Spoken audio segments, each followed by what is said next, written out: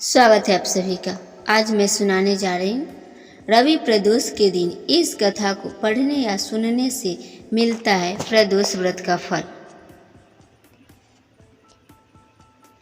प्रदोष व्रत भगवान शंकर को समर्पित होता है। इस दिन भगवान शिव और सूर्य देव की विधि विधान से पूजा की जाती है। इसी तरह रविवार का दिन भगवान सूर्य नारायण को समर्पित होता है। कहते हैं इस दिन व्रत पूजन करने से सूर्य देव की कृपा प्राप्त होती है। माना जाता है कि इस दिन रवि प्रदोष व्रत की कथा को पढ़ने या सुनने से मनवांछित फल की प्राप्ति होती है। कृष्ण पक्ष की त्रयोदशी तिथि को रवि प्रदोष व्रत रखा जाता है। प्रदोष व्रत में भगवान शिव की उपासना और पूजा का विधान है। यह व्रत 30 जनवरी दिन रविवार को है। प्रदोष व्रत भगवान शंकर को समर्पित होता है।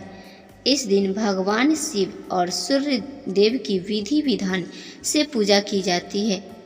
इसी तरह रविवार का दिन भगवान सूर्य नारायण को समर्पित होता है।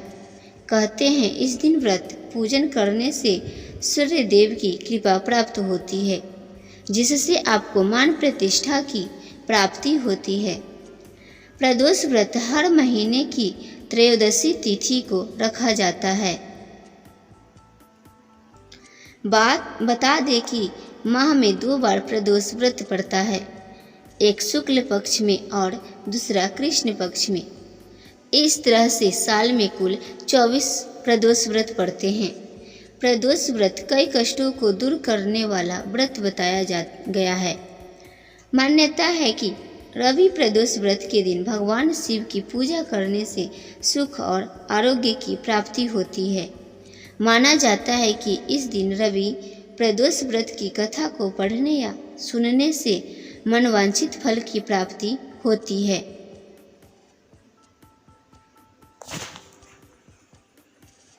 रवि प्रदोष व्रत कथा। पौराणिक कथा के मुताबिक एक गांव में गरीब ब्राह्मण परिवार निवास करता था। इस ब्राह्मण की पत्नी विधि विधान से प्रदोष व्रत का पालन करती थी। एक समय की बात है, जब ब्राह्मण का बेटा गांव से बाहर जा रहा था तो कुछ चोरों ने उसे पकड़ लिया। इस दौरान चोरों ने उसका सामान पोटली छीन लिया और उससे अपने घर के गुप्त धन के बारे में पूछने लगे। बालक ने बताया कि पोटली में सिवाय रोटी के कुछ भी नहीं है। मेरा परिवार भी बेहद गरीब है और हमारे पास कोई गुप्त धन नहीं है। ये सुनते ही चोरों ने उसे छोड़ दिया। रास्ते में आगे जाकर थका बालक एक बरगद के पेड़ की नीचे छाए में सो गया। उसी समय राजा के सिपाही चोरों को खोजते हुए वहां पहुंचे और बालक को चोर समझ पकड़ कर ले गए। वह जेल में डाल दिया। सूर्यास्त के बाद भी जब बालक घर नहीं पहुंचा तो उसकी मां परेशान हो गई। बताते हैं कि उस दिन बालक की मां का प्रदोष व्रत था। पूजा के समय बेटे की चिंता से परेशान ब्राह्मण की पत्नी ने भगवान शिव से पुत्र की कुशलता और उसकी रक्षा की प्रार्थना की। भगवान भोलेनाथ ने ब्राह्मण की पत्नी की प्रार्थना सुन ली। इसके बाद भगवान शिव ने राजा को स्वप्न में बालक को जेल से मुक्त करने का आदेश दिया और कहा, वह बालक निर्दोष है, उसे बंदी बनाकर रखोगे तो तुम्हारा सर्वनाश हो जाएगा। अगले ही दिन सुबह राजा ने उस बालक को रिहा करने का आदेश दिया।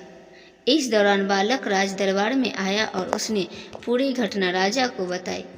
इस पर राजा ने उसे माता पिता को दरबार में बुलाया।